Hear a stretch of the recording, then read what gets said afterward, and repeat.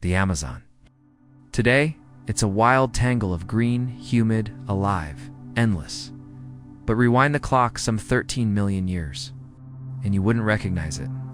What we now call the rainforest was once an inland sea, a place so huge it stretched across what's now Brazil, Peru, and Colombia.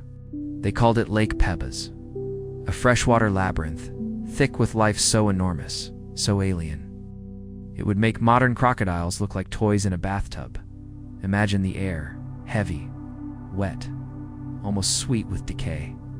In the distance, you hear a low rolling growl, like thunder crawling across the surface of the water. That's not weather, that's Purosaurus. 40 feet of pure muscle and teeth, the largest crocodilian to ever live. Its head alone could crush the skull of a horse. You could almost picture it gliding through the murky water, eyes just above the surface, waiting for something unlucky enough to come close. And it wasn't just Purosaurus. This was a world ruled by reptiles. Gripacuchus, with its long, narrow snout, was built for speed, darting through the shallows like a torpedo.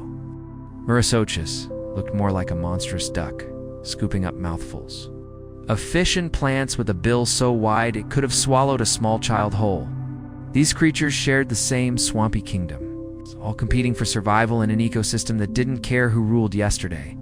But it wasn't only the predators that were supersized. Picture turtles the size of pool tables, sliding beneath the water like prehistoric submarines. Fish as long as cars, armored like tanks. Even the sky carried life that would make a modern hawk look tiny, a buzzing, biting cloud of insects feeding on everything that dared to move. And deep in the murk, where sunlight turned to green shadows, something stirred.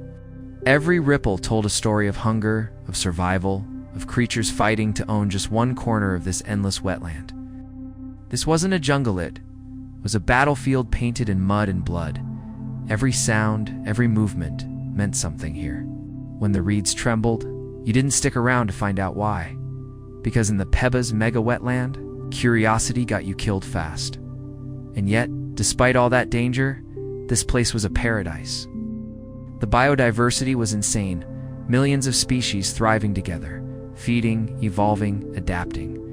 Nature was experimenting on a massive scale, building the foundations for what would eventually become the greatest rainforest on Earth. But at this point in time, the Amazon wasn't a forest yet. It was an empire of water, predators, and power. Now, here's the wild part. This entire ecosystem, this ancient water world, wasn't just alive. It was temporary. Beneath the surface, the land was shifting, tectonic plates grinding, mountains rising in the west. Andes were being born, and with them came the beginning of the end for Lake Pebas. But nothing in nature lasts forever. Slowly, over millions of years, the ground beneath the Pebas system began to rise. The newborn Andes Mountains pushed up from the west, like a sleeping giant stretching after a long nap. Rivers started to shift direction, draining the massive lake one stream at a time. The once boundless waters that gave life to crocodiles the size of buses began to shrink, retreating like a tide that would never return. Imagine standing on the edge of that world as it changed. Where there used to be a horizon of endless water, now there were muddy plains. The smell of rotting plants filled the air. Fish gasped in shallow pools. Giant turtles dragged themselves through the muck, searching for deeper water that no longer existed. And the kings of the wetlands, those monstrous crocodiles, suddenly found their empire fading away. Purosaurus, once the ultimate predator, was stranded in shrinking rivers. It still hunted, still ruled, but its kingdom was collapsing under its own weight. Nature doesn't care how powerful you are. When the world changes, you either adapt or you vanish. And that's exactly what happened.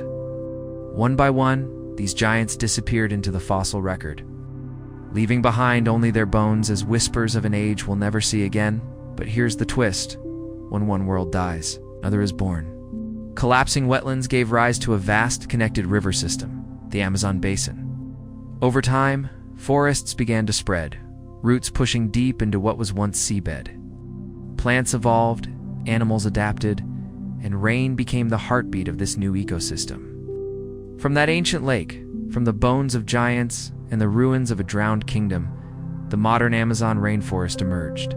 The same land where Purosaurus once lurked beneath murky waters is now home to jaguars, piranhas, anacondas, descendants of that ancient chaos.